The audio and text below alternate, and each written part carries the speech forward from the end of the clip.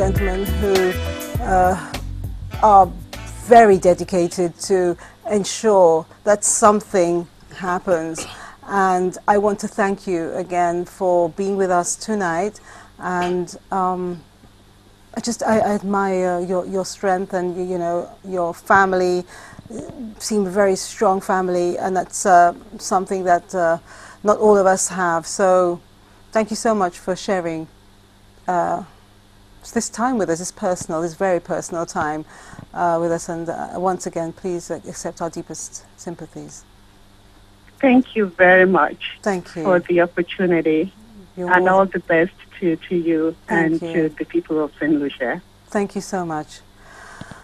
Right. So what can we do, Dr. Ben Percival? What can we do to help? What is the foundation aiming to do? First of all, I would like to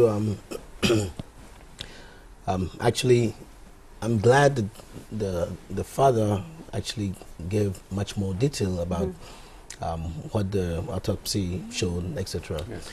From the time he was brought to the ER, he got to the ER. I got there probably maybe 20 minutes after, or something like that.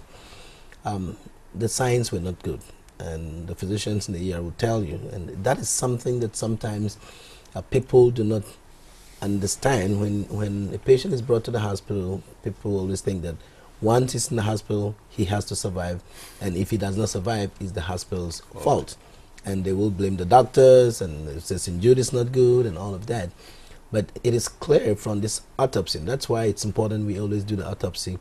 This was a clear case that no matter how much the doctors of St.Jude did that night, he wouldn't have survived. And when if he had survived, exactly, he would just be a vegetarian. Yeah. And so that is why when his condition was sent to the report was sent to Martinique, they didn't accept it. And we understood why, because they were like, okay, we operate, okay, get out the blood, stop the bleeding, but what? You understand? Because the nature of the injury was so much that the brain was pretty much, he was in coma. All right, so so if we look at the general picture now, with all respect, we have to talk about now the living and try to learn from what's happened with Tayo, which is why you're looking at the foundation.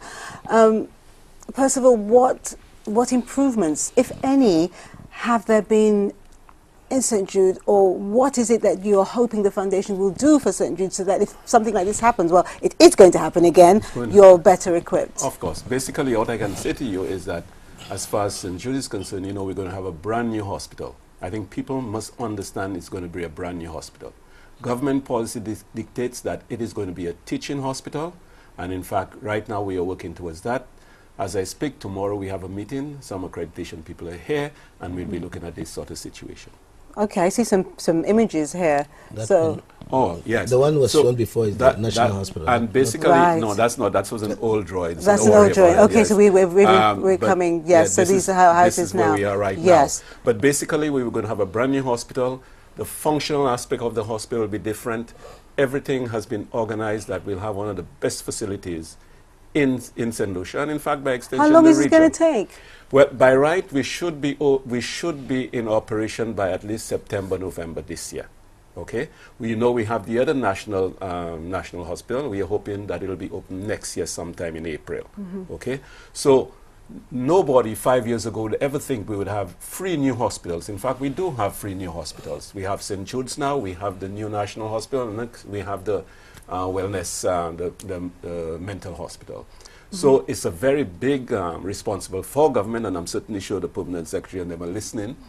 Recurrent expenditure is definitely we have to look at, and the issue we have to look at, and especially St. Jude as a statutory body, we need to have these funds coming in. And in fact, what has happened is that we have trained all our personnel that hopefully will go with that attitude to a new institution whereby they are well trained, and I know they are very conscious of moving into a new facility and giving the best service they can. And I have to say, with no excuse, that St. Jude's, the personnel there is committed, and I know they'll give 100%.